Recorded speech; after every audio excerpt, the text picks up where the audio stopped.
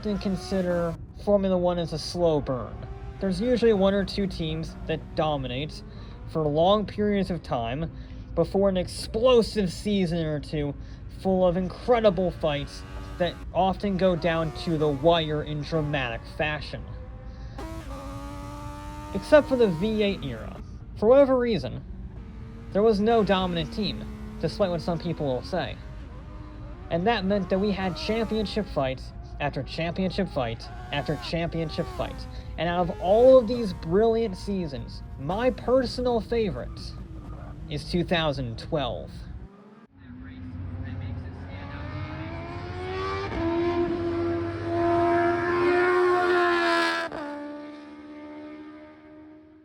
The V8 era was one of the most competitive eras in Formula One history. In the 5 years between 2006 and 2010, we had 4 different manufacturers champions and 5 different drivers champions from 5 different teams. In 2010 alone, there were 10 changes for the title fight lead, and it was ultimately won by Sebastian Vettel, who had never led the championship until the finish line in the final race of the season in Abu Dhabi. I mean, compared to now with the Red Bull and the Mercedes dominance, it's incredible how close the V8 era was. So to say that 2012 was full of hype would be an understatement. And they had a lot of reasons to think it was going to be another absolute banger of a season. Mainly, there were 6 world champions behind the wheel. Technically 7 if you want to talk about future champions. Because we had the 2008 World Drivers' Champion Lewis Hamilton and the 2009 champion Jenson Button at McLaren. Our 2010 winner Sebastian Vettel was at Red Bull. The 2007 champion Kimi Räikkönen was at Lotus.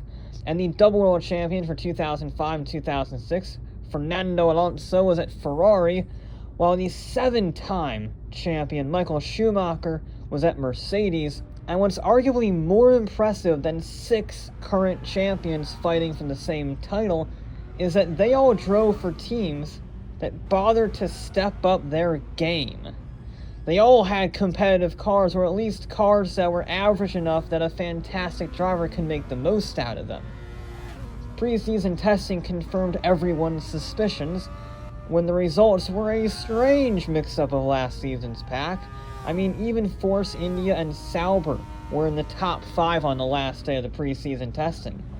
But despite all of this, McLaren were the ones to beat at the season opener in Australia. Not that anybody could. Hamilton got pole position with Button behind him, while Romain Grosjean's Lotus started 3rd. And that didn't go well. Both Grosjean and his future Haas alum Nico Hülkenberg retired immediately, while almost half a dozen other cars had some level of damage through a very chaotic opening stage, which allowed the 2 McLarens to have a great getaway, and despite a serious fuel scare, Button ultimately won the first race of the season. Red Bull was kind of disappointed on their season opener. After a dominant 2011 showing, they were definitely off the pace compared to McLaren, but they had Mark Webber and Sebastian Vettel, so they were still good enough to score consistently, and the 2 of them, after starting 5th and 6th, drove past Schumacher's broken gearbox to fight Hamilton. Vettel ultimately made the pass stick to finish 2nd, while Webber was stuck behind the Briton in 4th. But it was Kimi Räikkönen who had the busiest day. Starting 17th on the grid, he sliced his way through the pack to finish 7th. Not bad for the Iceman. Now at Malaysia, it looked like McLaren was going to keep up their momentum as they got another front row qualifying lockout. But that's not how the race ended, because it rained. Rain helped Alonso and his very understeery Ferrari F2012 take the victory ahead of a fast-charging Sergio Perez in a surprisingly good Sauber. And I should emphasize that Alonso took that victory after he qualified 1.6 seconds off the pace of the McLaren pole. Yeah. And even better for Alonso, Vettel and Button didn't even score any points, which meant that he was leading the championship ahead of Hamilton in seconds. Now, if Alonso's win wasn't surprising enough, the next race was even more surprising. Nico Rosberg's Mercedes got on pole position in China, and Rosberg being Rosberg, he was calculated and consistent, only losing the lead twice for pit stops, and he won his first ever Grand Prix and Mercedes' first win since 1955. Otherwise, it was business as usual. Button in second, then Hamilton, Webber, and then Vettel. And at the next race, there was yet another winner. It was Vettel's time to shine. He qualified pole and basically did what Rosberg did the race before. Take it easy and don't make any missteps.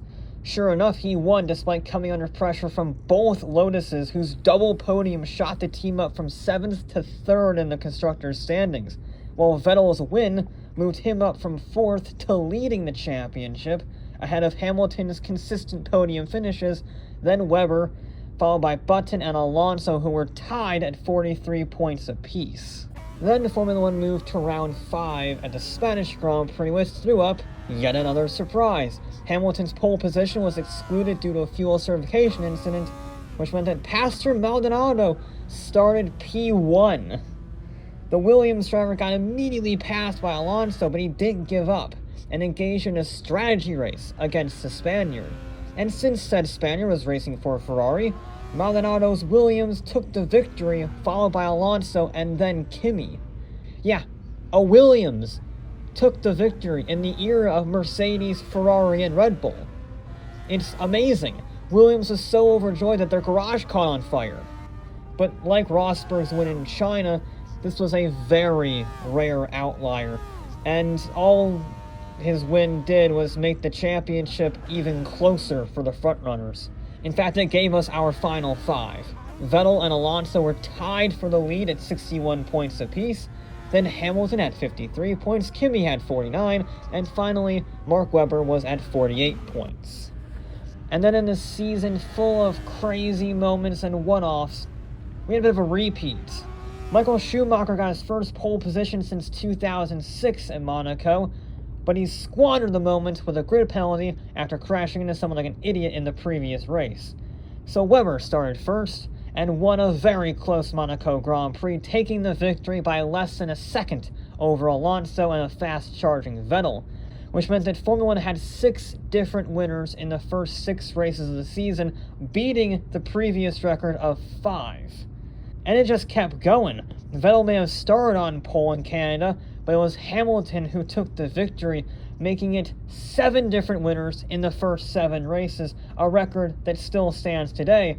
And not only did Hamilton claim the 7th win, he also claimed the lead of the championship by 2 points over Alonso. Although Alonso took it back when he became the first driver of the season to win more than one Grand Prix, taking his home trophy in Valencia after starting 11th on the grid, making his way through the pack with a brilliant 4-stop strategy up to 2nd, and then Vettel broke down, giving him the win. So, bit fortunate on Alonso's sake, very unfortunate for Vettel, but the thing that I really want to point out about Valencia is that it was Schumacher's last podium finish of his career. That has to be one of the greatest podiums of all time. Kimi Räikkönen, Michael Schumacher, and Fernando Alonso all on the podium for the last time. That's pretty damn special. And it also meant that despite the history of post-Tot Ferrari and the mediocrity of the F2012, Alonso began to run away with the championship. Ferrari brought some serious upgrades to the F2012 midway through the season, and Alonso took full advantage of them, scoring Ferrari's only 2 pole positions of the season, and subsequently converted them to a podium finish in Britain and another win in Germany. Combined now with consistent top 5 finishes, he was 34 points clear of Webber and 46 points clear of Vettel. Meanwhile, Hamilton had a little Colin McRae phase, where he retired, then won, then retired, and then won, and then retired. This inconsistency meant that Vettel and Räikkönen closed the gap to Hamilton in the championship, so apart from Alonso, it was incredibly close. The 3 of them were just separated by 2 points. But it wouldn't stay that way for long.